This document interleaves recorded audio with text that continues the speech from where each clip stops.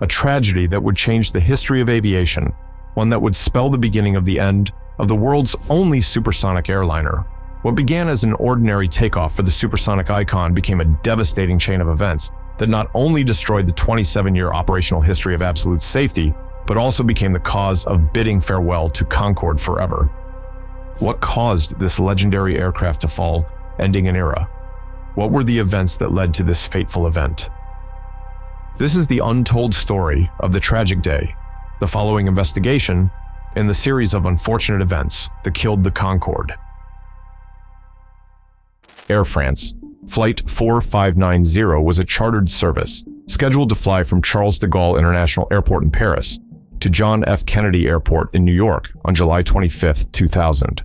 Most of the passengers were German tourists who were en route to New York to board the cruise ship MS Deutschland to sail on a 16-day cruise to Manta, Ecuador.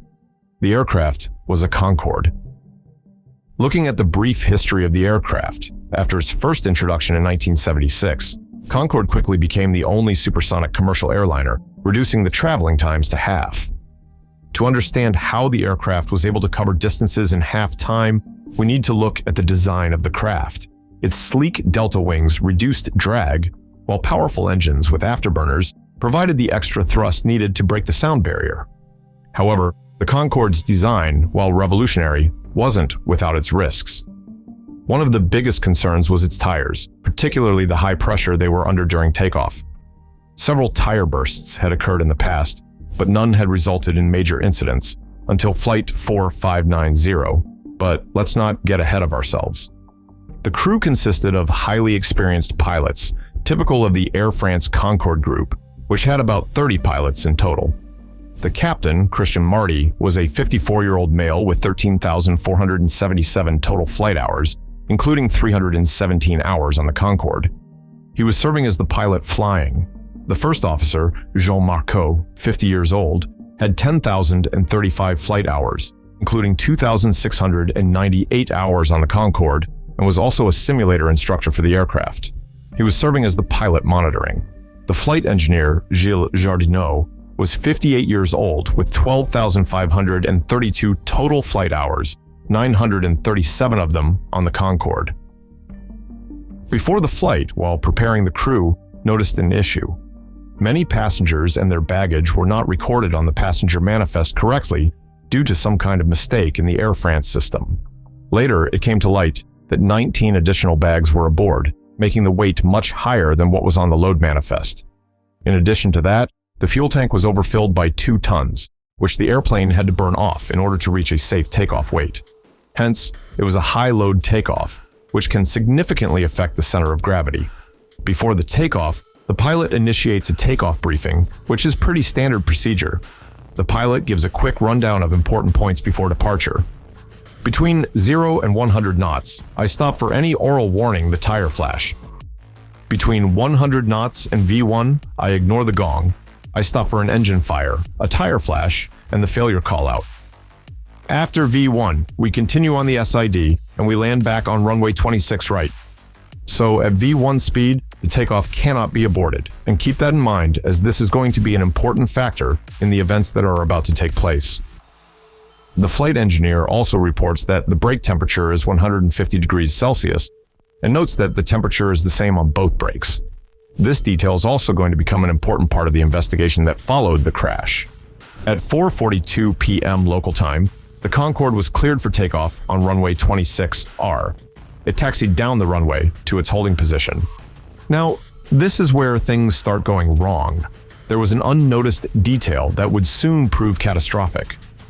A Continental Airlines DC-10 had taken off from the same runway minutes earlier, leaving behind a small piece of debris, a titanium alloy strip about 43 centimeters long from its engine cowl. Now, since the flight had taken off just a few minutes ago, no inspection had been carried out in between, which led to this missing piece of debris staying on the runway. This seemingly inconsequential fragment that went unnoticed set the stage for disaster.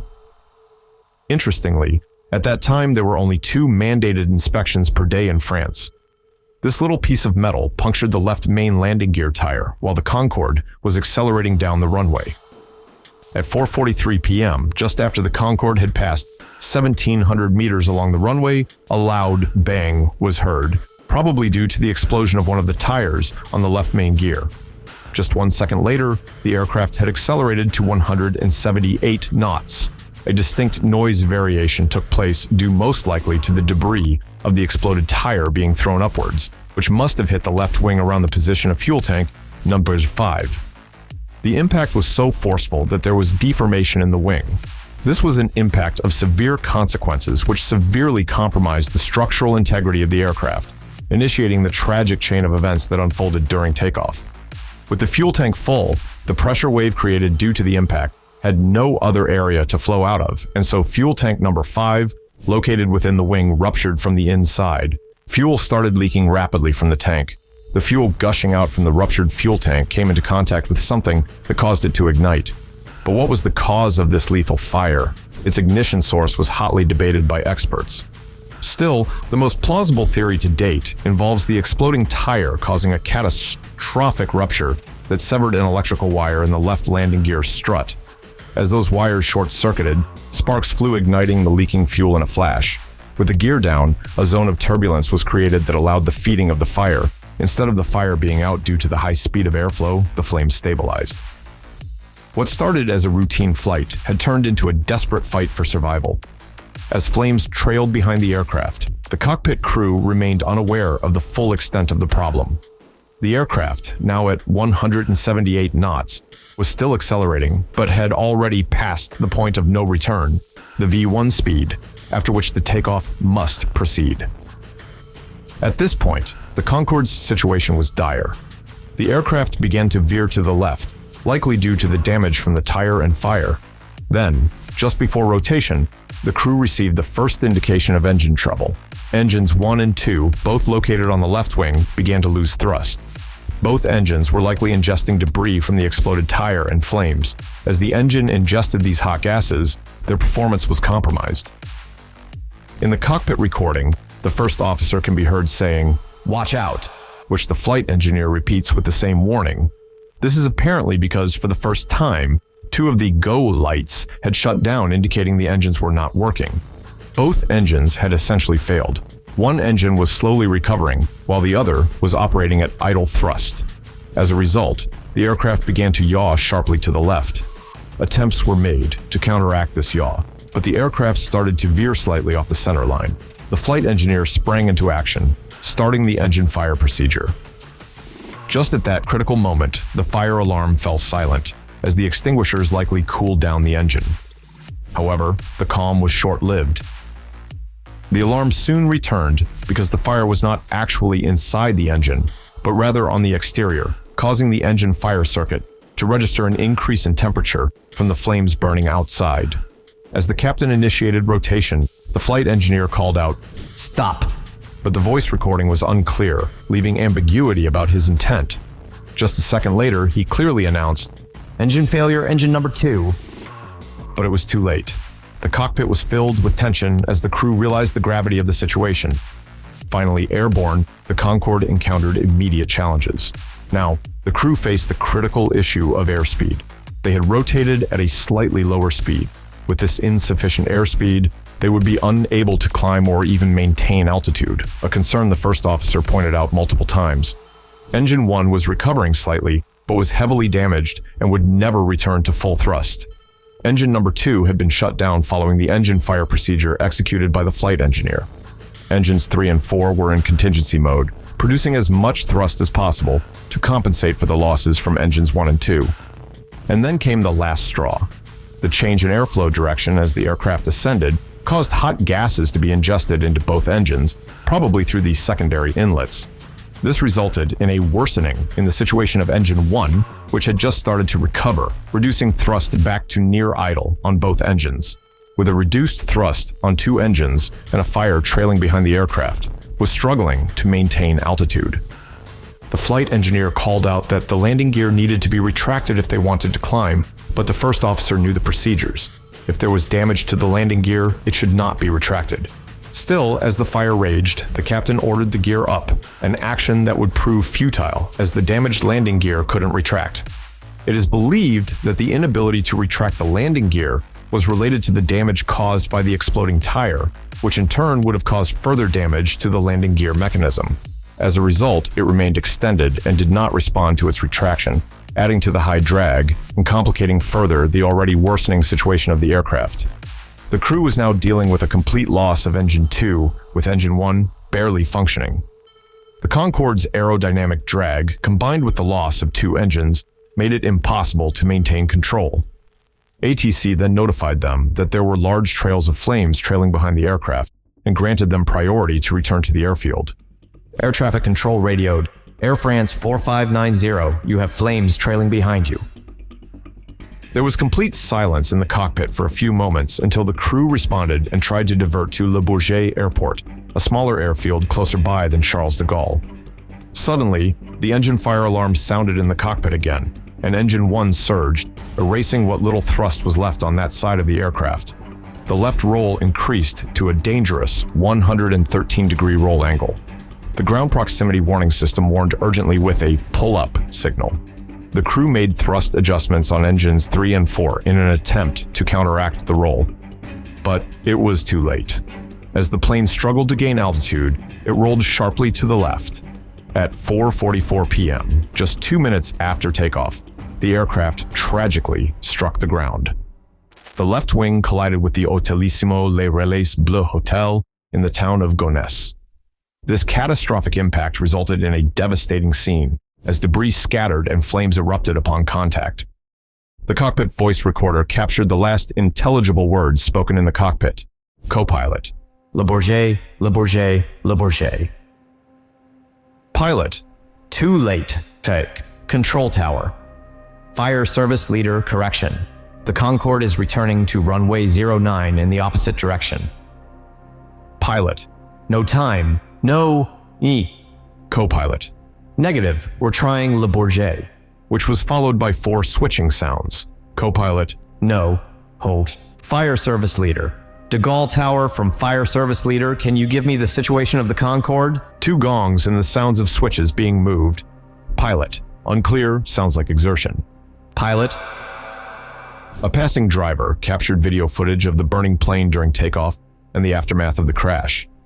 The crash of Flight 4590 claimed 113 lives, 109 passengers and crew, along with 4 people on the ground. The world was in shock. How could the most advanced, safest supersonic airliner in the world meet such a tragic fate? The French Bureau of Inquiry and Analysis for Civil Aviation Safety, BEA, immediately launched an investigation. As they sifted through the wreckage, a few key findings emerged. Firstly, the metal strip from the Continental Airlines DC-10 was identified as the initial cause of the accident. This strip, which should never have come loose, punctured the Concorde's tire, leading to the chain of events that followed. Investigators also discovered that the landing gear bogie was missing a crucial spacer. This spacer is important for maintaining proper alignment, and its absence could lead to a 3-degree wobble in any direction.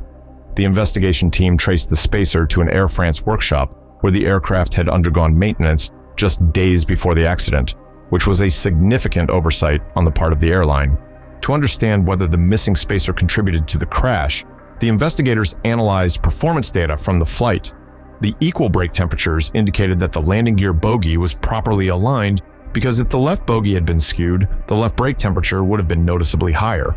All of this was evidence enough that there was no problem caused by the left gear bogie, which meant investigators could shift their focus back to the metal strip that was found on the runway. The analysis after the crash led to the conclusion that the alignment of the landing gear was stable until the aircraft crossed over the metal strip on the runway. At that moment, the tire exploded, leading to subsequent catastrophic events. While the missing spacer was a significant lapse in maintenance protocols by Air France, the investigation determined that it did not have a direct impact on the sequence of events leading to the accident. The report additionally concluded that the aircraft was overloaded by 810 kilograms, 1,790 pounds, beyond the maximum safe takeoff weight. However, the effect of this excess weight on takeoff performance was deemed negligible.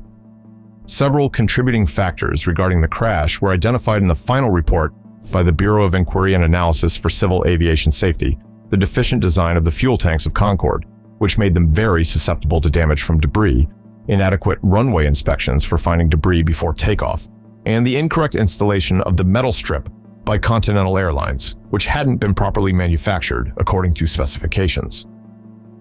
Critics of the published report have pointed out a few other possible contributory factors to the crash that the French investigators had disregarded. The aircraft was above the recommended takeoff weight. This extra weight reduced the aircraft's climb performance, which meant it struggled to gain altitude after takeoff, making the situation worse in the critical phase of flight, especially when engine failure occurred.